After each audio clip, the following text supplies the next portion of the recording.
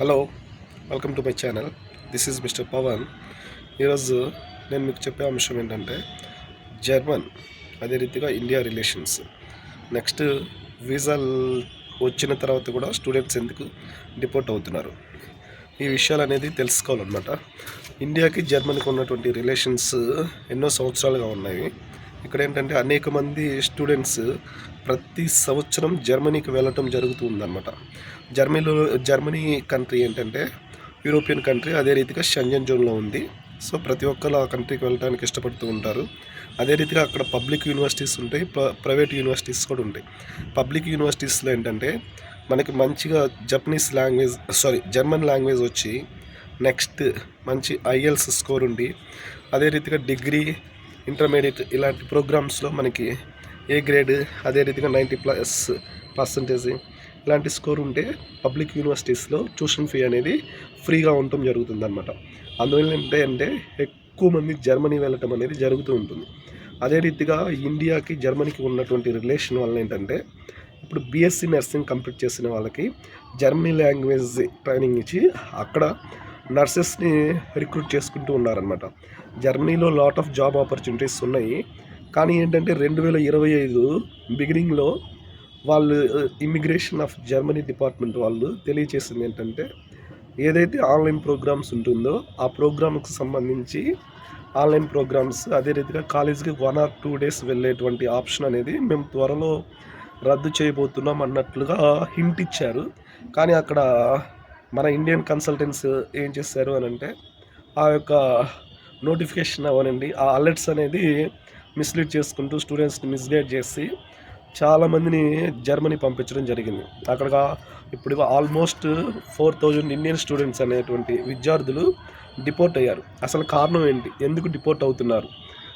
అంతా వీసా వాళ్ళే ఇచ్చారు కదా, వెళ్ళిన తర్వాత మళ్ళీ ఎందుకు డిపోర్ట్ అవుతున్నారు అనేది సందేహం రావచ్చు. ఏంటంటే ఎవరైతే స్టూడెంట్స్ వెళ్తున్నారో అక్కడ రెసిడెన్స్ పర్మిట్ తీసుకున్న తర్వాత ప్రతి ఒక్కళ్ళు స్టూడెంట్ అనేటువంటి విద్యార్థి ఏ యూనివర్సిటీలో అడ్మిషన్ తీసుకుంటే ఆ యూనివర్సిటీకి కాలేజీకి కంపల్సరీగా వెళ్ళాలి. ఇక్కడ మన వాళ్ళు ఏం చేస్తున్నారు అని అంటే, మన కన్సల్టెంట్స్ ఏం చెప్తున్నారు అని అంటే, మీకు కాలేజీ వారంలో ఒకసారి ఉంటుంది, ఇంకా మిగిలిన టైము ఆన్లైన్లో క్లాసులు తీసుకోవచ్చు, పార్ట్ టైం జాబ్ చేసుకోవచ్చు అన్నట్లు చెప్తున్నారు అనమాట. అక్కడికి వెళ్ళిన తర్వాత ఏం జరిగింది అని అంటే వీళ్ళు అలాగే దాన్ని నమ్మేసి కన్సల్టెంట్స్ చెప్పేటువంటి వాళ్ళు అష్యూరెన్స్ ఇచ్చారు అన్నట్లుగా వాళ్ళు మార్కెటింగ్ ప్రమోషన్స్లో ఎన్నెన్నో చెప్తూ ఉంటారు. కానీ మన వాళ్ళు దాన్ని నమ్మేశారు. ఇక్కడ ఉన్నటువంటి టాప్ కన్సల్టెన్సీ ఒకటి ఉంది, దాని పేరు నేను హైలైట్ చేయదలుచుకోవట్లేదు.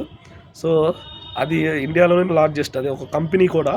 వాళ్ళు ఏంటంటే స్టూడెంట్స్ 4000 మంది స్టూడెంట్స్ ఇప్పుడు డిపోర్ట్ అయి ఉన్నారు. వాళ్ళకి జర్మనీ ఒకే ఆప్షన్ ఇచ్చింది అనమాట, మీరు వెంటనే ఇక్కడ నుంచి వెళ్ళిపోవాలి, అదే రీతిగా మీకు ఇంత సమయం అనేది ఇవ్వటం జరుగుతుంది, లేదు అని చెప్పేసి అనుకుంటే ఏదైనా థర్డ్ కంట్రీలో మీరు ఈ ప్రోగ్రామ్ కంప్లీట్ చేసుకోవచ్చు, కానీ మీకు రెసిడెన్స్ పర్మిట్ అయితే మాత్రం పూర్తిగా తీసివేయటం జరుగుతుందని చెప్పేసి వాళ్ళు విద్యార్థులకి కొంత సమయం ఇవ్వడం జరిగిందనమాట. కానీ ఇక్కడ గవర్నమెంట్ ఆఫ్ ఇండియా కానివ్వండి ఎవరు ఏమి చేయలేరు. ఎందువల్లంటే వాళ్ళ ఇమిగ్రేషన్ రూల్ అనేది జూన్లోనే మేము ఇలా చేంజ్ చేయబోతున్నాము, ఇట్లా ఆన్లైన్ ప్రోగ్రామ్స్ అన్నట్లుగా హింట్ ఇచ్చారు. మన వాళ్ళు జర్మనీకి ఎక్కువగా masters in business administration, bachelors in business administration ఇలాంటి ప్రోగ్రామ్స్ చేయడానికి వెళ్తూ ఉంటారనమాట. వాళ్ళకు వచ్చేలేక విద్యార్థుల సంఖ్య అనుకున్న దానికన్నా కానీ ఎక్కువగా వెళ్ళిపోయిందనమాట జర్మనీలో. అందువల్ల ఏంటంటే వాళ్ళు ఈ డిసిజన్ తీసుకోవటం జరిగింది, మాకున్నటువంటి స్టూడెంట్స్ రిక్రూట్మెంట్ ఇంత ఉంది, ఇంతకంటే వెళ్ళిపోయింది, ఇంకా అంత అవసరం లేదు అనే ఉద్దేశంతో వాళ్ళు ఈ యొక్క నిర్ణయం తీసుకోవటం జరిగింది. కానీ మన వాళ్ళు ఏంటంటే అక్కడికి వెళ్ళిన తర్వాత పార్ట్ టైం జాబ్ చేసుకోవచ్చు, తర్వాత పిఆర్ వచ్చేస్తుంది అన్నట్లుగా ఆలోచన చేశారు. బట్ ఇక్కడ ఏంటంటే జర్మనీ గవర్నమెంట్ సడన్గా కాదు, ఆల్రెడీ జూన్లోనే వాళ్ళు నోటీస్ అనేది, అలర్ట్స్ అనేది ఇవ్వటం జరిగింది. ఆ యూరో న్యూస్లో కూడా రావటం జరిగింది అనమాట. మన వాళ్ళు దాని గురించి అంతగా నోటీస్ చేయలేదు. ఇందువల్ల ఏంటంటే ఇప్పుడు ఉన్నటువంటి భారతీయ విద్యార్థులు అయోమయంలో పడ్డారు. వాళ్ళు బ్యాంక్ లోన్లు దాదాపు 10,000 యూరోస్ నుంచి 20,000 యూరోస్ అనేది అప్పు చేయడం జరిగిందనమాట. సంవత్సరానికి 10,000 యూరోస్ అనేది కాలేజీ ఫీజు ఉంటుందన్నమాట. ఎంబీఏ అవనివ్వండి, బ్యాచిలర్స్ అవనివ్వండి, అంటే దాదాపుగా 10 ఇంటూ దాదాపుగా 11 లక్షలు సంవత్సరానికి, అంటే 12 లక్షలు. ఇంకా మళ్ళీ అదే రీతిగా అకామిడేషన్ ఇవన్నీ కలుపుకున్నట్లయితే అప్రాక్సిమేట్లీగా 15-20 లక్షల వరకు సంవత్సరానికి ఖర్చు అవుతూ ఉంటుందన్నమాట. ఇది జర్మనీకి సంబంధించి డిపోర్టేషన్కి సంబంధించినటువంటి కారణాలు. ఇకనైనా కానివ్వండి, మనము ఏదైనా కంట్రీ చూస్ చేసుకుంటున్నాము అని చెప్పేస్తానంటే ఆ కంట్రీస్లో ఎట్లా ఉంది, ఫ్యూచర్లో ఏం జరగవచ్చు, అదే రీతిగా మనం కాలేజీకి వెళ్ళకుండా అక్కడ ఉంటే మనకేంటి బెనిఫిట్స్, నెక్స్ట్ ఆ డిగ్రీ వ్యాలిడా కాదా, ఆ తర్వాత మనకి జాబ్ ఆపర్చునిటీస్ ఎలా ఉంటాయి, ఇలాంటి విషయాలు అనేది ఖచ్చితంగా ప్రతి ఒక్కళ్ళు తెలుసుకోవాలి. లేదు నేను స్టూడెంట్కి వెళ్తున్నాను, స్టూడెంట్కి వెళ్ళి ఒకేసారి ఒక లక్షాధికారి అయిపోవాలి అనే ఆలోచనతోటి మాత్రం దయచేసి ఎక్కడికి వెళ్ళదు. ఏ కంట్రీస్ యొక్క రూల్స్ ఏ సమయంలో ఎలా చేంజ్ అవుతాయో ఎవ్వరు చెప్పలేరు. అలాంటప్పుడు మనం ఎట్లా ఉండాలి అని అంటే మ్యాక్సిమం వీలైనంత జాగ్రత్తగా ప్రతి ఒక్కటి కాలేజీకి వెళ్తూనే ఉండాలి. ఆల్టర్నేట్ డే అయినా వారంలో 7 రోజులు 6 రోజులు కాలేజీ ఉంది అని అంటే 6 రోజుల్లో 3 రోజులు అంటే ఆల్టర్నేట్ డే అయినా కానీ కాలేజీకి వెళ్ళేటట్లు ప్లాన్ చేసుకోండి. చక్కగా చదవండి, చక్కగా డిగ్రీ సంపాదించండి. ఆ డిగ్రీ అనేది యూరోప్లో వ్యాలిడ్గా ఉంటుంది. అలా లేదు కొన్ని కంట్రీస్ పిఆర్ ఇచ్చేస్తున్నాయి, చదువుకుంటూనే వాళ్ళు 8 ఇయర్స్ వీసా ఇస్తున్నారు. ఇలాంటి ఆలోచనలు అనేవి కొన్ని యూనివర్సిటీస్కి, అదేంటంటే పబ్లిక్ యూనివర్సిటీస్, అదే రీతిగా ప్రైవేట్ యూనివర్సిటీస్లో కూడా కొన్ని ఉంటాయి అన్నమాట. ఇప్పుడు జర్మనీలో వచ్చేలేకే ఐయూ యూనివర్సిటీ బెర్లిన్ క్యాంపస్, ఇందులో వచ్చేలేక 135,000 మంది స్టూడెంట్స్ ఉన్నారు ఆల్ ఓవర్గా.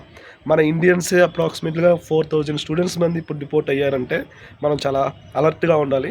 దీన్ని బట్టి నేను చివరిగా చెప్పొచ్చేది ఏంటంటే, ఒకటి కాలేజీ చూస్ చేసుకునే ముందు చాలా జాగ్రత్తగా కాలేజ్ అనేది స్టడీ చేయండి. దాంట్లో ఏమేమి నోటిఫికేషన్స్ ఇచ్చారు, అందులో ఏమేమి చేంజెస్ రాబోతున్నాయి, ఇలాంటివన్నీ ఏ కన్సల్టెంట్స్ని అయితే మీరు అప్రోచ్ అవుతారో వాళ్ళని గట్టిగా అడిగి తెలుసుకోండి. అదే రీతిగా మీకు ఏదైనా ఉంటే వాళ్ళే కన్సల్టెన్సీ వాళ్ళే కాదు బాండ్ రాయించుకునేది, మనం కూడా రాయించుకునే మార్గం చేసుకోండి. ఎందుకంటే కన్సల్టెన్సీ వాళ్ళు ఏం చెప్తారంటే మన దగ్గర బాండ్ రాయించుకుంటారు, వాళ్ళు తప్పించుకుంటారు. అట్లా ఉండకూడదు ఎప్పుడైనా కావాలి. మనం కూడా బాండ్ రాయించుకోవాలి. అది ప్రాపర్గా జరిగేటట్లు చూసుకున్నట్లయితే మనం సక్సెస్ అవ్వచ్చు అనమాట. ఇది నా వీడియోలో తెలియచేసుకోవాలనుకున్నటువంటి అంశాలు. మీకు నచ్చినట్లయితే లైక్, సబ్స్క్రైబ్, షేర్ చేయండి. ఇంకా మీకు మరిన్ని వీడియోస్ నేనైతే అప్లోడ్ చేయడానికి ప్రయత్నం చేస్తాను. నాకు మీ సపోర్ట్ అయితే కావాలి. Thank you. Bye bye.